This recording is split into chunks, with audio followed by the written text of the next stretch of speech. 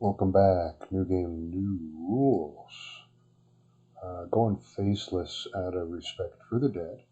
We're going to talk about John Mcafee and his movie Gringo, the Dangerous Life of John Mcafee. And hopefully you've seen this movie, very good movie.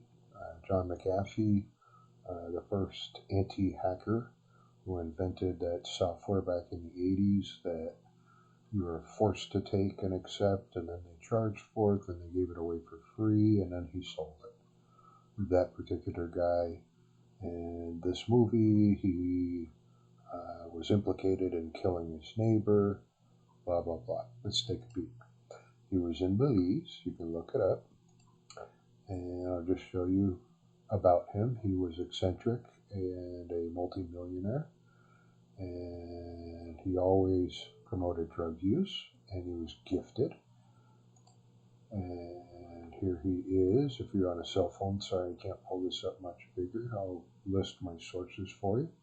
It's a picture of John Mcafee with what appears to be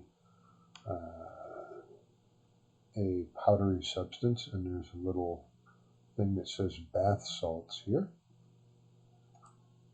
And during his video of his documentary, this gal was working for him and split. She was concerned for her safety. He was showing off fake analysis of drugs for getting investors, and that's what we're going to talk about. And this is another wonderful picture of him covered in a powdery substance. Him showing a little craziness, and him getting busted in the United States. And he had alakazam, which is Xanax, his favorite drug of all time. He always had it. There's the close-up of it with his name on it. And that's what we're going to talk about. What did John Mcafee really invent? And I didn't come up with the solution, but I'm down to two.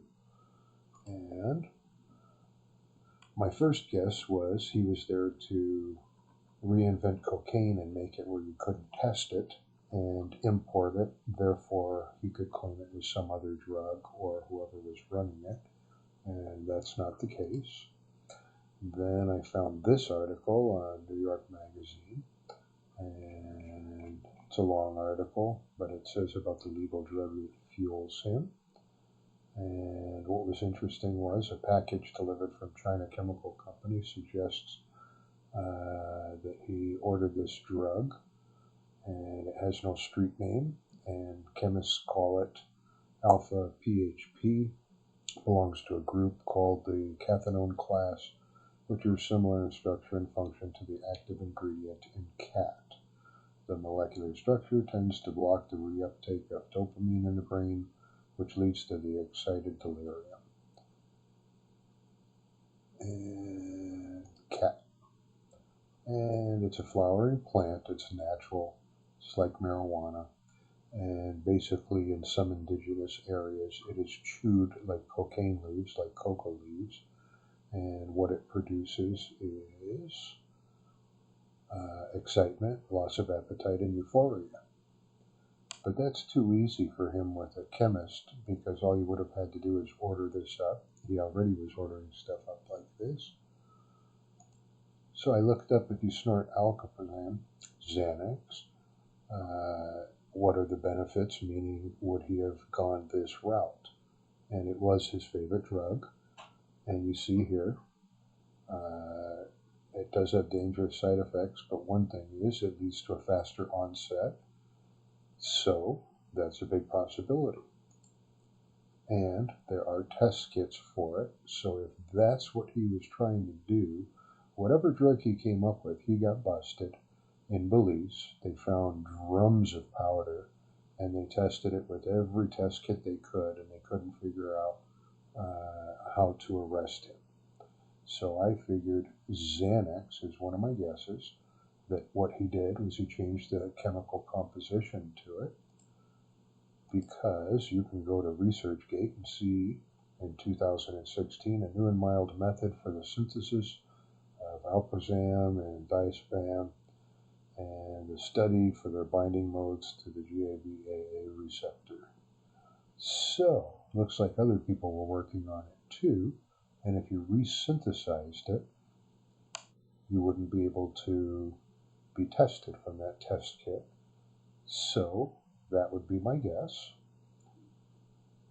Or he came up with another drug based off bath salts. That would be too boring. And don't forget, this guy was a hacker. He was really good. And he wore his drug on his sleeve. And when he was in Belize, he had this little army here. Why did he have the army with people with weapons? Because he always had white on his nose. So what was the white on his nose? I believe it was alakazam reformulated to not be tested. Kind of an interesting hack that never made the public. John Mcafee also, before he died in prison, before even being charged or brought to the United States, had a cell phone in jail. You can go to his Twitter account, and he posted damn near daily from prison. Interesting guy. Unfortunately, I do think he committed the murder that was shown. And once again, you can look that up. And this was just an extra tidbit. There's a fact check done. NASA did not discover THC on a meteorite fragment. Come on, guys. You think the aliens are going to fucking drop weed? Let's get real. Over and out for this episode.